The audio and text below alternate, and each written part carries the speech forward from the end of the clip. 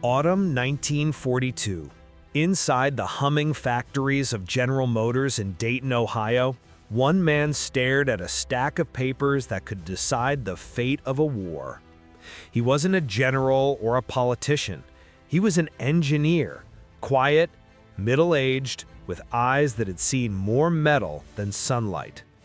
His challenge was simple on paper and impossible in practice.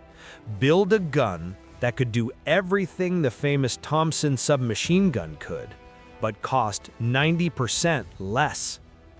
The math was brutal. A Thompson cost $200 to make. That's over $10,000 in today's money. Too much for a nation arming millions. America could not afford to fight a world war at that price. So the order came down: make a gun that performs like the Thompson for $20. 7 months. That was all the time this quiet engineer had before American troops would storm the beaches of Sicily and Italy. 7 months to change the way America built weapons or risk sending soldiers into battle empty-handed. The first prototype looked nothing like a hero's weapon. No polished wood, no shining metal, just stamped steel, welded seams, and a sliding wire stock that looked like it came off a farm tool. When he brought it to the Army for testing, officers laughed. "It looks like something that fell off a Buick assembly line," one sneered. "Where's the craftsmanship? Where's the wood stock?" They wanted something beautiful. He gave them something that worked. That ugly gun fired every time, disassembled in seconds, and most importantly, could be built for less than $25. But the Army didn't want to hear it. They sent him home with a rejection and a smirk. That night, driving through the dark Ohio snow, he made a decision that would change everything. If they want beauty, they'll get survival instead. Working side by side with a fellow engineer from General Motors, he stripped the weapon down to its soul. No unnecessary parts, no fancy polish, just function, raw and unstoppable. They called it the T-20, but soldiers would soon nickname it something else, the grease gun, because it looked like the tool you'd use to oil a car, not win a war. Every detail screamed simplicity. 2 steel shells welted together like the body of a car, a wire stock that collapsed for easy transport, a dust cover safety that flipped open to fire and closed to protect the gun from mud. The engineers didn't chase perfection, they chased reliability. When the test came in, the results stunned everyone. Where the Thompson jammed after 50 rounds, the new gun fired 200 without a hiccup. In sand and snow, the garage tool outperformed America's most beloved weapon.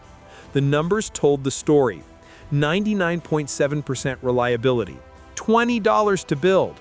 For the first time, ugly had beaten beautiful. By the start of 1943, the automobile plants of Indiana roared with a new purpose. The same assembly lines that once made headlights now stamped out machine guns.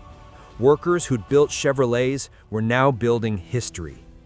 Each grease gun took minutes to make. Every part pressed, welded, and fit together with automotive precision. Where it once took 6 months to train a Thompson gunsmith, it now took 2 weeks to train a grease gun assembler. The difference was staggering. One factory could produce 1,000 grease guns a day, 20 times faster than the Thompson. And every weapon that left that line was another promise to a soldier waiting overseas. This one won't fail you.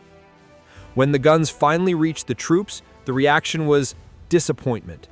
"It feels cheap," one sergeant wrote. "Looks like something from a garage, not an armory." They called it the grease gun as a joke. It wasn't a compliment. But war has a way of stripping away pride. And in the mud of Italy, in the jungles of New Guinea, and in the frozen forests of Belgium, that joke turned into respect. Tank crews loved it first, the short, light weapon that fit inside cramped steel turrets where a Thompson could never swing. Paratroopers carried it on their jumps because it was 2 pounds lighter. And in the Pacific, where humidity turned fine weapons into rusted paperweights, the grease gun just kept firing. One Marine wrote home, dropped it in a stream, didn't clean it for 3 weeks. It still fired every time. Even the enemy noticed. German reports described it as the American gun that always works. When the snow froze every weapon on the line during the Battle of the Bulge, one soldier remembered. My Thompson jammed solid. The grease gun kept chattering like it was summer in Georgia. That ugly gun, the one they had laughed at, was saving lives. By the end of the war, the truth was impossible to ignore. The Thompson, beautiful, expensive, iconic, was out of production. It had priced itself out of the fight. The $20 grease gun, meanwhile, kept rolling off the lines, 66,000 of them, each cheaper, lighter, and tougher than the last. Even when manufacturing flaws appeared, the engineer fixed them fast. Better steel, stronger springs, simpler design. The result was the M3A1, the refined version that soldiers came to trust completely. By the time the Korean War erupted, the grease gun had become more than a backup weapon. It was a lifeline. In sub-zero temperatures where Thompsons froze solid, it fired without fail. In jungles where mud clogged every moving part, it just kept going. One infantryman said it best, "That ugly gun brought me home." The grease gun outlived wars, generals, and the man who built it. It served in Korea, in Vietnam, and even decades later in the hands of soldiers who had never heard the name of the man who designed it.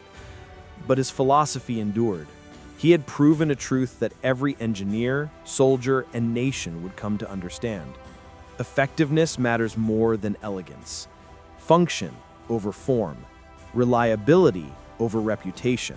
The simplest design is often the most revolutionary. That $20 gun didn't just change how America fought, it changed how America thought. It showed that true beauty isn't in the shine of the steel, but in the sound of a weapon that fires every single time when it matters most.